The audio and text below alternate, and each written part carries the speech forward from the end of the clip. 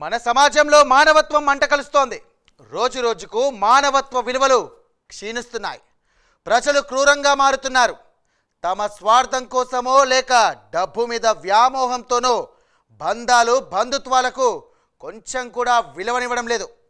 ఒకవైపు ఆస్తుల కోసం అన్న తమ్ముడినో లేక తమ్ముడు అన్ననో చంపే ఘటనలు చూస్తున్నాం.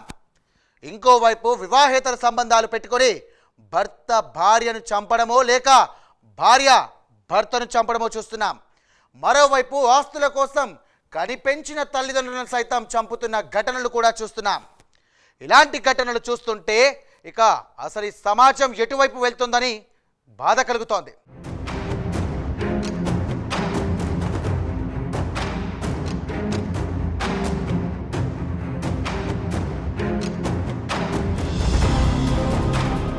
విజయనగరం జిల్లా పూసపాటిరేగ మండలం చల్లవానితోట పంచాయతీ నడుపూరు గ్రామానికి చెందిన పాండ్రంకి అప్పలనాయుడు జయ దంపతులకు రాజశేఖర్ అనే కొడుకు రాధ అనే కుమార్తె ఉన్నారు.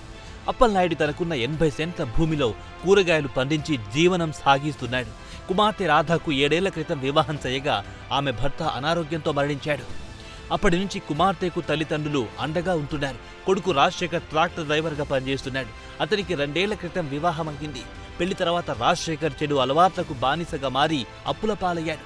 అప్పలనాయుడు తన 80 సెంట్ల భూమిలో 20 సెంట్లు రాధ పెళ్లికి కట్నంగా ఇచ్చాడు. అయితే చెడు అలవాట్లకు బానిసైన కొడుకు రాజశేఖర్ మిగతా భూమిని ఎప్పుడైనా అమ్మేస్తాడన్న భయంతో అప్పలనాయుడు మరో 30 సెంట్ల భూమిని కూడా రాధ పేరు మీదే రిజిస్ట్రేషన్ చేశాడు.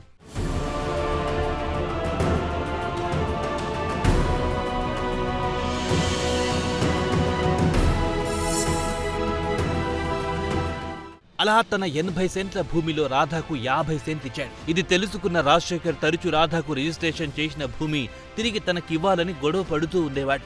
ఇటీవల అప్పుల బాధ భరించలేక తండ్రి అప్పలనాయుడు భూమిని అమ్మాలని నిర్ణయించుకున్నాడు రాజశేఖర్. అందులో భాగంగా భూమిని చదును చేసేందుకు జేసీబీ ట్రాక్టర్ సహాయంతో పొలంలో పనులు చేస్తున్నాడు. విషయం తెలుసుకున్న రాజశేఖర్ తల్లిదండ్రులు పొలం వద్దకు చేరుకుని రాధాకిచ్చిన భూమిని చదును చేయడాన్ని అడ్డుకున్నారు. మాట పెరగడంతో రాజశేఖర్ తల్లిదండ్రులపైకి దాడికి దిగాడు. పక్కనే ఉన్న ట్రాక్టర్ ఎక్కి వారిని ఢీకొట్టే ప్రయత్నం చేశాడు. వారు భయంతో పరుగులు తీసి పక్కనే ఉన్న మొక్కజొన్న తోటలోకి వెళ్లి దాక్కున్నారు. అయినా రాజశేఖర్ ట్రాక్టర్ మీద మొక్కజొన్న తోటలోకి వెళ్లి వారిని వెంబడించారు. వారిని చంపొద్దని చేతులెత్తి దండం పెట్టినా వదిలేయమని బ్రతిమిలాడినా అతడు మాత్రం చలించలేదు.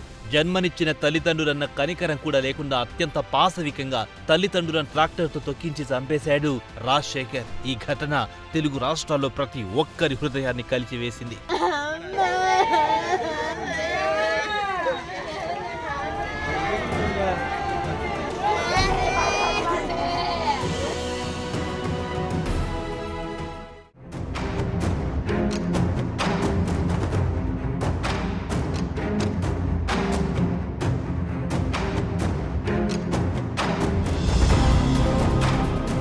ఈ ప్రపంచంలో తల్లి ప్రేమను మించి మరొకటి ఉండదు.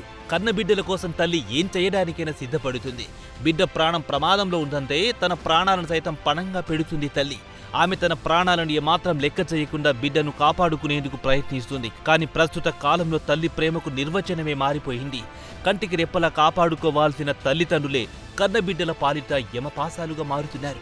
రంగారెడ్డి జిల్లా మెడకపల్లికి చెందిన చెన్నయ్య కుటుంబం అమీన్పూర్ రాఘవేంద్ర కాలనీలో నివాసముంటోంది. కన్న తల్లే తన 3 పిల్లల్ని సాయి కృష్ణ, మధుప్రియ, గౌతమ్లను అత్యంత కిరాతకంగా హత్య చేసింది.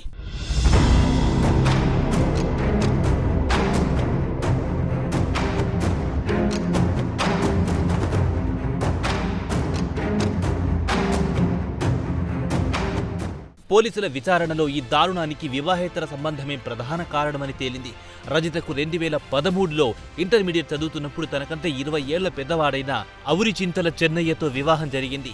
చెన్నయ్య వాటర్ ట్యాంకర్ డ్రైవర్గా పనిచేస్తూ కుటుంబాన్ని పోషిస్తున్నాడు. రజిత ఓ ప్రైవేట్ పాఠశాలలో ఉపాధ్యాయురాలిగా పనిచేస్తోంది. వారి దాంపత్య జీవితం సాఫీగానే సాగుతున్నప్పటికీ వయస్సు వ్యత్యాసం కారణంగా వారి మధ్య మనస్పర్ధాలొచ్చేవి. 6 నెలల క్రితం రజిత తన 10వ తరగతి స్నేహితులతో కలిసి గెట్ టుగెదర్కు హాజరైంది. ఆ సమయంలో తన పాత స్నేహితుడు శివతో ఆమెకు మళ్లీ పరిచయం ఏర్పడింది. ఈ పరిచయం వివాహేతర సంబంధానికి దారితీసింది. నిత్యం చాటింగ్లు, ఫోన్లు, వీడియో కాల్ చేసుకున్నారు. శివతో పరిచయం ఏర్పడినప్పటి నుండి అతడితో జీవితం ఆనందంగా ఉంటుందని రజిత భావించింది. శివకు ఇంకా పెళ్లి కాకపోవడంతో అతన్ని వివాహం చేసుకోవాలని కలలు కంది. శివను పెళ్లి చేసుకోమని అడిగితే ఒకవేళ ఆమెకు పెళ్లి కాకపోయి ఉంటే పిల్లలు లేకుంటే తప్పకుండా పెళ్లి చేసుకుంటారని చెప్పాడు. దీంతో రజిత తన వివాహానికి తన ప్రేమకు అడ్డుగా ఉన్న పిల్లలను భర్తను తొలగించుకోవాలని నిర్ణయించుకుంది. ఇదే విషయాన్ని శివకు చెప్పింది రజిత. అదే రోజు రాత్రి భర్త చెన్నయ్య భోజనం చేసి ట్యాంకర్ తీసుకుని చందానగర్ వెళ్లిన తర్వాత రజిత తన 3 పిల్లలను ఒకరి తర్వాత ఒకరిని ఊపిరాడకుండా చేసి అత్యంత దారుణంగా హత్య చేసింది. రజిత ఆమె భర్తను కూడా హత్య చేద్దామని ప్లాన్ చేసినా అది సాధ్యపడలేదు. క్షణికమైన సుఖం కోసం సొంత కుటుంబాన్ని, పసిపిల్లల జీవితాలను నాశనం చేసే ఇలాంటి ఘటనలు పతనమవుతున్న మానవ విలువ గురించి తెలియజేస్తోంది. ఇది సమాజానికి ఒక హెచ్చరికలాగా కూడా భావించాలి. భర్త లేదా భార్య నమ్మకాన్ని వమ్ము చేయడం, పిల్లలను అనాథలు చేయడం వంటి చర్యలు మానవత్వానికి కళంకం. ఈ ఘటన ప్రతి ఒక్క హృదయాన్ని కదిలించింది.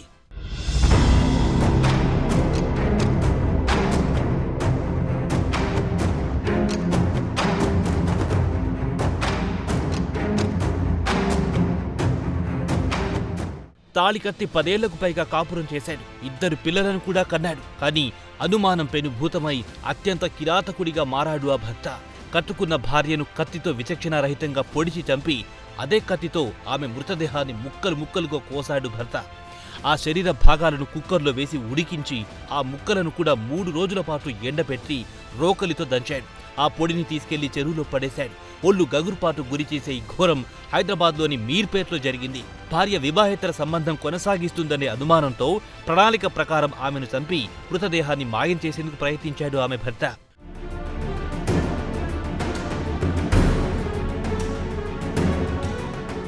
మీర్పేట్లో నివాసముంటున్న గురుమూర్తి, వెంకట మాధవికి 2 పిల్లలున్నారు.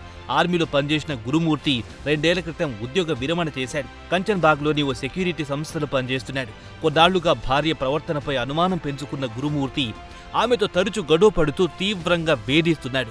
ఓ రోజు ఇద్దరి మధ్య గొడవ పెరగడంతో విచక్షణ కోల్పోయిన గురుమూర్తి ఆమెను కత్తితో పొడిచి చంపాడు. మృతదేహాన్ని ముక్కలుగా కోసి కుక్కర్లో ఉడకబెట్టాడు. ఆ అవశేషాలు 3 రోజుల పాటు ఇంట్లోనే ఎండబెట్టి దంచి ఆ పొడిని బకెట్లో వేసుకుని జిల్లెలగూడ చెరువులో పడేశాడు. భార్యను హత్య చేసిన 3 రోజుల తర్వాత హైదరాబాద్లోని మరో చోట ఉంటున్న తన అత్తగారైన సుబ్బమ్మకు ఫోన్ చేశాడు. తన భార్య మాధవి తనతో గొడవపడి ఇంట్లోంచి వెళ్లిపోయిందని నమ్మించాడు. అదే రోజు ఆమెతో కలిసి మీర్పేట్ పోలీసులకు ఫిర్యాదు చేశాడు. వారు మిస్సింగ్ కేసుగా నమోదు చేశారు. భార్యను హత్య చేయాలని పథకంలో భాగంగానే గురుమూర్తి సంక్రాంతి పండుగ సెలవుల పేరుతో 2 పిల్లల్ని తన అత్తగారింటికి పంపించాడు. మాధవి ఆచూకీ కోసం స్థానిక సీసీ ఫుటేజ్ని పోలీసులు పరిశీలించారు. 16న మాధవి ఇంట్లోంచి బయటికి వెళ్లినట్టు ఏ ఫుటేజ్ కనిపించలేదు. దీంతో గురుమూర్తిని పోలీసులు అనుమానించి అదుపులో తీసుకున్నారు. తమదైన శైలిలో విచారించగా మాధవిని తానే హత్య చేసినట్టు అంగీకరించాడు గురుమూర్తి. వైఫ్ దాడి చేయాలనే ఉద్దేశంతో ఎవిడెన్స్ పిల్లలు ఉంటే తెలుస్తుందని చెప్పేసి పిల్లల్ని వాళ్ళ చుట్టాల ఇంట్లోనే పెట్టేసి ఇక్కడ రావడం జరిగింది. వచ్చి భార్య పైన ఆ రోజు మార్నింగ్ ఆవిడ కొట్టడం స్టార్ట్ చేశాడు. తీసుకెళ్లి గోడకు ఆవిడ తలను స్మాష్ చేశాడు. గట్టిగా కొట్టాడు గోడకి. సస్టైన్ ఇంజురీస్ అండ్ దెన్ అంటే షీ ఫెల్ డౌన్. అప్పుడు పైన కూర్చొని గొంతు నులిమేసేసి ఆవిడ చంపడం జరిగింది. 3 ఫ్లోర్స్ ఉన్న చిన్న హౌస్ అది. మధ్య ఇంట్లో ఇతను రెంట్కుంటాడు. ఓనర్స్ లేరు. తర్వాత ఇది జరిగిన తర్వాత నెక్స్ట్ డే కూడా స్మెల్ చాలా వచ్చింది. నేను ఇంతకుముందు కూడా ఇన్వెస్ట్ కేసు చేశాను. ఆ స్మెల్ అలా చంపిన తర్వాత ఇమీడియట్ గా పోదు. Will there. పిల్లలు వచ్చి కూడా స్మెల్ ఏంటి అడిగారు. వాళ్ళని కూడా మిస్లీడ్ చేశారు. పక్కన ఉన్న వాళ్ళకి కూడా స్మెల్ వచ్చింది. కానీ ఆ రోజు ఎవరు ఆ ఇంట్లో ఎవరు లేరు. చిన్న ఉన్న వాళ్ళు కూడా సంక్రాంతి సెలబ్రేషన్స్ లో అట్లా ఉన్నారు. సో ఈ జరిగేది ఈ గొడవ అనేది బయటకు తెలిసిన ఆస్కారం లేదు.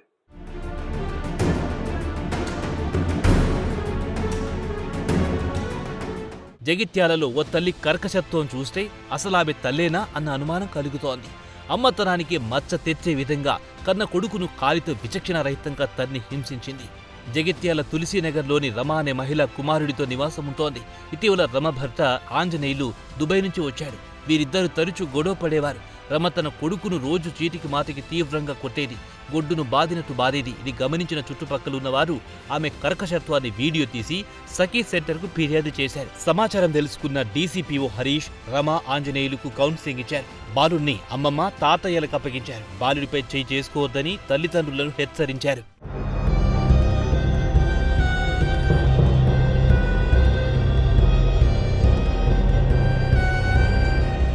ఇలా 1, 2 కాదు, నిత్యం కుటుంబ సభ్యులను హింసించి వేధిస్తున్న హతమారుస్తున్న ఘటనలు ప్రతి చోట వెలుగు చూస్తున్నాయి.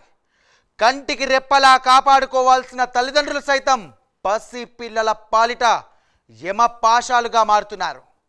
రాను రాను మనుషుల్లో క్రూరత్వం ఎక్కువైపోతోంది. దీంతో పిల్లలను అమానుషంగా కొట్టడం, తల్లిదండ్రులను కడదెర్చడం లాంటి ఘటనలు చోటు చేసుకుంటున్నాయి. అక్రమ సంబంధాలు, ఆర్థిక సమస్యలు సైతం మనిషి మెదడులో మానసిక క్రూరత్వాన్ని నింపుతున్నట్లు అధ్యయనాలు పేర్కొంటున్నాయి.